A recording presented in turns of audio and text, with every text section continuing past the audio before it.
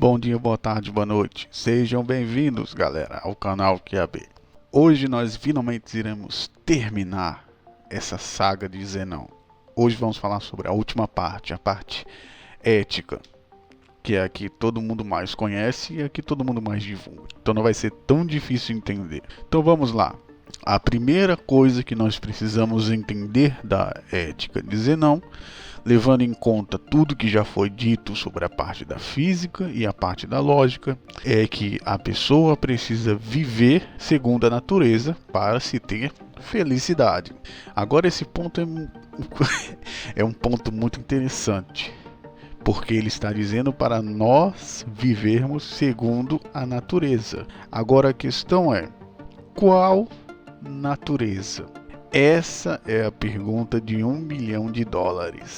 Qual natureza? Porque se a gente parar para pensar, nós temos o quê? A nossa natureza basilar, ela é a natureza o quê?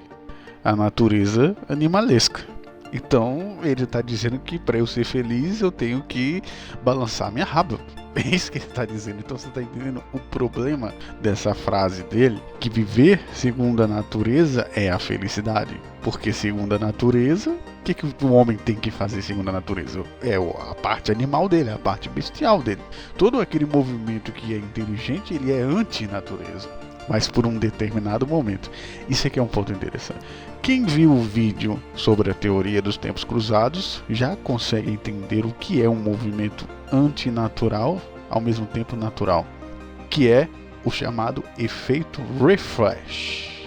E o conhecimento refresh não é nada mais do que um reconhecimento entre estágios no tempo, que é aquilo lá da teoria dos tempos cruzados. Foi até bom eu ter postado ela antes de eu fazer esse vídeo, porque agora, se vocês assistiram o vídeo, vocês estão conseguindo entender esse efeito refresh, que também tem a ver com o eixo do crescimento lá de muito lá atrás, lá na norma hipotética fundamental. Ou seja, em determinado momento a evolução teve que ser antinatural. Que nem a inteligência, em determinado momento ela tem que ser antinatureza. Agora, se você viver segundo a natureza, você tá fudido, mano. Você tá fudido, é um animal fudido da porra. Esse é o problema dessa frase dele aqui. Porque segundo a ele, a natureza era o Logos, se vocês perceberem. Então não tinha essa visão que nós temos hoje, depois de Darwin, etc. A visão dele é que o homem e o animal estão separados. Esse é um ponto muito importante de eu falar para vocês. Para Zenão e para a época, o homem é separado do animal. Não existe ligação, é algo superior. Algo superior que não tem ligação nenhuma, nem parentesco nenhum. Então, para ele, por isso que ele tirou essa conclusão aqui. Porque a natureza do homem é a natureza lógica, a natureza racional. E nós sabemos que a natureza racional é a fórmula mágica. Qual é o mais fácil? Só você pensar, qual é o mais fácil? Se eu chegar a você e dizer para você, olha, aposta aqui que você vai ganhar 500 pila, é muito fácil, com 10 reais você ganha 1.000. Ou simplesmente eu dizer, olha, vamos estudar a bolsa para a gente conseguir investir de uma forma melhor? Obviamente que você vai querer ir para a aposta, porque as pessoas acreditam em fórmulas mágicas. Se eu chegar para ela e dizer, por exemplo, 99% das pessoas faz X. Aí você vai dizer, é mesmo, se é 99, então é muita coisa, então é verdade mesmo. Porque as pessoas acreditam em fórmulas mágicas para responder perguntas que não são tão simples assim, que é o caso da natureza. Porque se a gente levar em conta quais são os desejos normais da nossa natureza, os desejos de comer, copular e dormir. Essas são as necessidades básicas. Então, se eu fosse seguir a ética dizer não, onde eu encontraria felicidade em viver segundo a natureza, eu deveria comer, copular e dormir. Porque essa é a natureza animalesca primária do homem. Mas ainda não acabou. Existe a natureza secundária do homem, que é a natureza emocional. Quando nós colocamos a natureza primeira do homem emocional, nós temos o amor, eu preciso amar, ódio, prazer e justiça. Ou seja, Se nós formos seguir ao pé da letra o que ele está dizendo aqui, nós iremos nos deparar com essa natureza. Essa é a natureza primeira. Tudo que é inteligência é ante isso, pois a tendência de cada um desses aqui é o extremo. Todas elas sem inteligência é o extremo. Vai chegar a um momento de extremo, porque a inteligência precisa estar regulando todos esses desejos. Se não tiver a regulação da inteligência, você vai para o extremo. Aí o que liga essa ideia de ética dizer não é aquilo que ele chama de conservação. Isso é algo muito importante, porque o espírito, quando ele vive segundo a natureza, ele está conservando a sua essência, que é como se fosse uma espécie de conciliação, que é o que nós vamos ver aqui. Então ele acredita que a conservação ou conciliação é uma apropriação do seu próprio ser, que evita aquilo que é contrário e está em conformidade com a sua essência. Isso aqui dá problema, viu? Porque eu já vi muito militante fazendo isso. O que o militante faz? Ele diz que é dono de si mesmo, ele evita aquilo que é contrário a ele, não quer nem discutir, e ele diz que está em conformidade com aquilo que ele realmente é. Então vocês estão vendo aqui que esse método dizer não pode trazer problemas. Vamos para o resto. E os efeitos. Aí ele fala dos efeitos. Aí aqui a gente vê nitidamente a separação que ele, por exemplo, nas plantas. A gente tem a conservação inconsciente. Nos animais, aí tem o impulso primitivo. Vocês podem ver que ele não considerava os humanos como parte dos animais, do reino dos animais. Então, por isso, os animais ele tinham um impulso incontrolável e os homens não, os seres humanos não tinham. Porque se fosse colocado aqui, ele saberia que os impulsos são incontroláveis no sentido primitivo. Que ele até bota até hoje tem outro problema muito grande, essa questão do impulso incontrolável que todo mundo fala. É mais um probleminha que as pessoas colocaram depois do estudo da biologia, porque sempre tem isso. A biologia ela mostrou muitas coisas, mas tem muita gente que vai e interpreta, ou melhor, distorce a biologia ao seu bel prazer e às suas ideologias. Muita gente já morreu por causa disso. Essa ideia desse impulso incontrolável aqui é muito perigoso.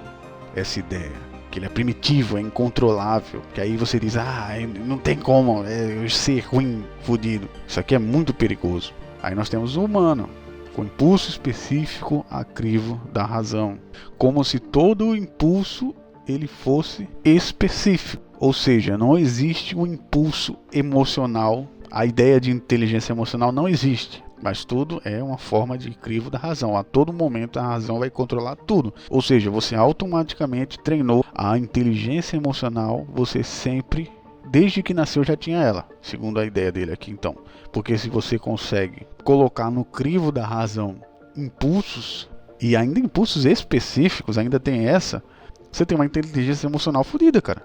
Desde o início do século. Nós temos a ideia também de que vai conservando e atualizando esses valores. Esse aqui é um grande problema. A conservação e a atualização, elas são praticamente antagônicos. Esse é um ponto muito importante. Ou você conserva ou atualiza. Primeiro você precisa atualizar e depois conservar. Não o conservar e atualizar ao mesmo tempo, como bota aqui, porque isso não tem como. Porque você vai pensar que está conservando coisas que funcionam, mas não funcionam. Na tua cabeça funciona. Então a gente precisa ir trocando e atualizando primeiro para depois conservar. E também existem certas coisas que precisam de um certo tempo para a gente poder ver se soluciona ou não o problema. Isso aqui é meio complicado. Aí aqui continuando, viver conforme o racional, viver conforme a racionalidade, que era a ideia principal dele, e aqui também é um ponto muito importante da filosofia. Mas aqui ele bota como se a racionalidade ela fosse a essência, como já foi dito em vídeos anteriores, como se ele dissesse que o Logos é a essência do homem. E obviamente se é a essência do homem, a gente tem que seguir o Logos, porque o Logos é a natureza humana. Aqui nós temos um problema. Porque se a natureza humana fosse puramente racional, a gente saberia que não existiria emoções, nós seríamos robôs. Então nós vemos que a essência é muito diferente, porque a essência é uma carga que acontece. Os biólogos hoje em dia chamam de carga evolutiva ou carga genética. Então não é tão simples assim. Então vamos ver os tipos derivados agora que vai chegar. Quando eu falo tipos derivados, são o que acontece depois que ele coloca a razão como essência. Aí nós vamos ter problemas com o prazer e a dor, e nós vamos ter diferenças entre o bem e o mal, pois o prazer e a dor são totalmente inúteis comparados com a razão. Por isso que ele bota como inferiores. Ele até rebaixa o Epicuro, né? Porque o Epicuro falava sobre prazer e dor. Ele já diz, isso é ridículo. A razão é que é superior a tudo isso.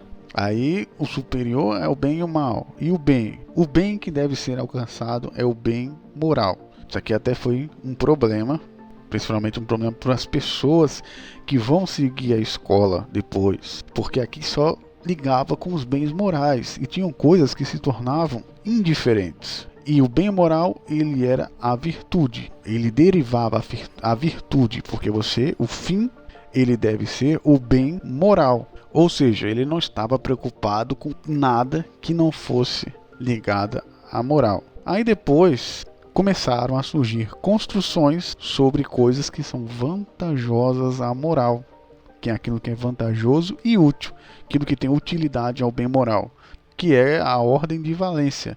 Por exemplo, o corpo, já que isso aqui ele usou para definir o logos como algo predeterminado a partir do corpo que é predeterminado.